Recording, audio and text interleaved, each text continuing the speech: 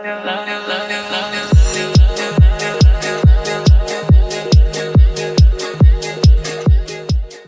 Everyone. तो जैसा कि आप लोगों को पता होगा कि लास्ट लेक्चर हमारा HTML का लास्ट लेक्चर है जिसमें हमने HTML को ख़त्म कर दिया था। तो आज की इस वीडियो में हम लोग स्टार्ट करने जा रहे हैं CSS को।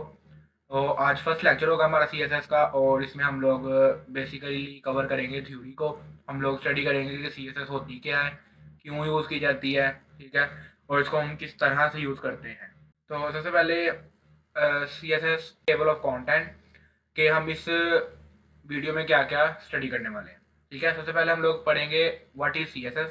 CSS क्या होती है, CSS का सिंटैक्स, CSS को हम किस तरह अप्लाई करते हैं। ठीक है, हम आइडियल क्लासेस के बारे में पढ़ेंगे और उसके बाद हम लोग पढ़ेंगे व्हाई यूज CSS, कि हम CSS को क्यों यूज़ करते हैं।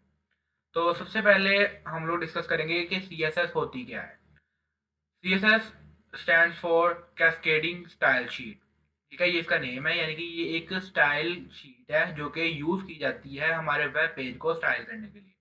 जैसे कि हमने स्टार्ट में इस कोर्स के थोड़ा मैंने आपको इसके बारे में बताया था कि हम HTML को यूज़ करते हैं हमारे वेब पेज के अंदर कंटेंट जो हमें लिखना होता है वो लिखने के लिए। देन हम उस कंटेंट को थोड़ा स्टाइल देना चाहते हैं ताकि हमारी वेब जो है वो अच्छी प्रेजेंट हो। तो उसके लिए हम लोग यूज़ करते हैं CSS को ताकि उसको स्टाइल कर सकें हम लोग। और मैंने आपको एक एग्जांपल ये भी दी थी कि HTML जो है वो एज अ स्ट्रक्चर वर्क करती है, यानी कि एज अ स्केलेटन कह सकते हैं आप इसको, वर्क करती है हमारे वेब पेज के लिए। और जो CSS है हमारी वो स्टाइलिंग है। ठीक है, जैसे कि अगर आपने एक हेडिंग लिखी है हमारे वेब पेज के ऊपर और आप उसे चाहते हैं कि इसका कलर चेंज हो जाए या इसका कोई फॉन्ट चेंज करना चाहते हैं आप उसका, या आप उसको बोल्ड करना चाहते हैं या आप उसको स्मॉल करना चाहते हैं, या डिफरेंट चीज़ें उसके ऊपर आप अप्लाई कर सकते हैं। तो अगर आप इस तरह से कोई भी चीज़ को चाहते हैं करना तो आप किससे करेंगे, वो आप करेंगे CSS के थ्रू। ठीक है, आप उसको स्टाइल करेंगे विद CSS। ठीक है, अब CSS जो है वो बेसिकली हम लोग लिख सकते हैं अपने HTML टैग के साथ भी लिख सकते हैं। हम लोग उसका एक स्टाइल टैग है HTML के अंदर, उसके अंदर भी वो स्टाइलिंग देख सकते हैं और हम इसकी एक अलग से फाइल भी बना सकते हैं। तो आज का जो लेक्चर है CSS के ऊपर, हम इसमें थ्योरी को कवर करेंगे। आने वाले लेक्चर्स में हम लोग इनका प्रैक्टिकल भी करके देखेंगे, तो वो आगे आने वाली वीडियोस में हम लोग करेंगे। आज का जो पूरा लेक्चर है वो टोटली बेस करेगा थ्योरी के ऊपर, जिसमें हम लोग CSS को डिटेल में स्टडी करेंगे। ठीक है, तो मैंने जैसे आपको बताया CSS हमारी क्या होती है और किस पर्पस के लिए हम इसे यूज़ करते हैं अपने वेब पेज के ऊपर। नेक्स्ट हम आते हैं इसके सिंटैक्स के ऊपर कि अब हमने CSS को अप्लाई करना है तो किस तरह करना है अपने HTML टैग्स के ऊपर। ठीक है, तो वो हम लोग करते हैं, जैसे कि यहाँ पे एक एग्जांपल है स्टाइल टैग के अंदर, कि स्टाइल टैग हमने HTML के अंदर लिखा है और उसके अंदर हम लोग लिख रहे हैं CSS की प्रॉपर्टीज।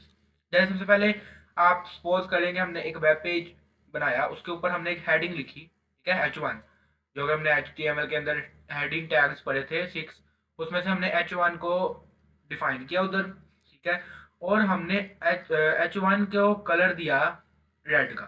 तो हम लोग अपने स्टाइल टैग के अंदर हमने H1 को टैग किया कि हमारा जो H1 है हमारे HTML के अंदर, उसका कलर क्या कर दो, रेड कर दो।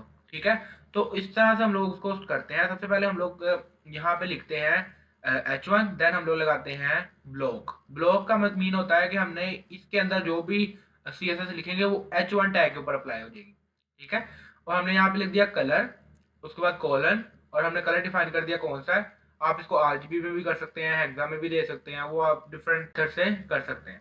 और यहाँ पे एंड पे सेमी कॉलन। तो ये इसका हमारा सिंटैक्स है CSS को अप्लाई करने का हमारे HTML टैग के ऊपर।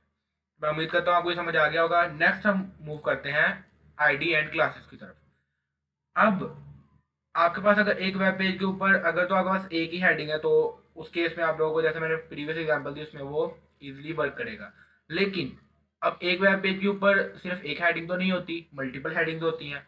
मल्टीपल H1 होते हैं, मल्टीपल H2 हो सकते हैं, मल्टीपल H3 हो सकते हैं, ऐसे डिफरेंट हो सकते हैं। जो हमने प्रीवियस एग्जाम्पल देखी है उसमें हम लोग टैग कर रहे हैं H1 को। जैसे मैं आपको प्रीवियस दिखाऊं तो हम लोग यहाँ पे H1 को टैग कर रहे हैं। अब ये यहाँ पे ये डिफाइन कर रहा है कि जो ये H1 है ये हमारे वेब पेज के ऊपर जितने भी H1 है उन सब का कलर रेड कर देगा।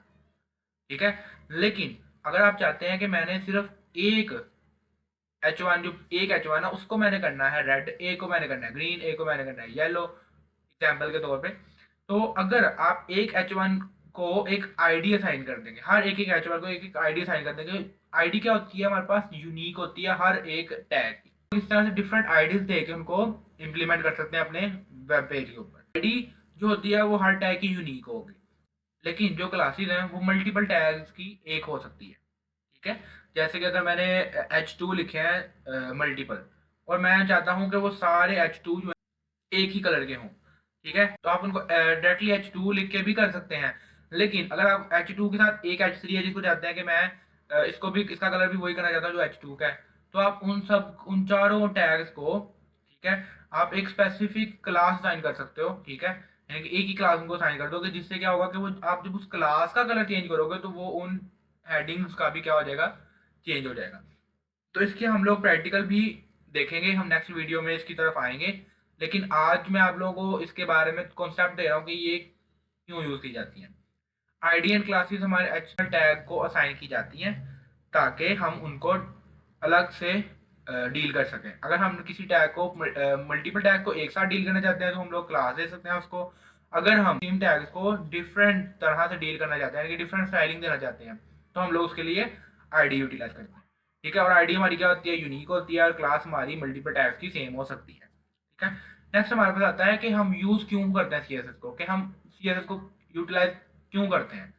जैसा कि लेक्चर के स्टार्ट में आपको मैंने थोड़ा इसके बारे में बताया कि सीएसएस यूटिलाइज की जाती है हमारे स्टाइल करने के लिए वेब पेज को।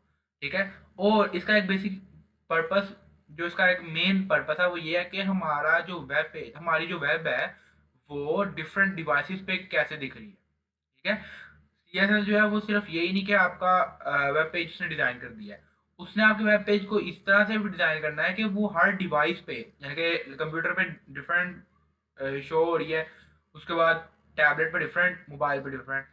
ठीक है, इसलिए आप सीएसएस को इसलिए भी यूज़ करते हो ताकि आप उसको अपनी वेब को डिफरेंट डिवाइसेस पे सही तरह से सेंड कर सको।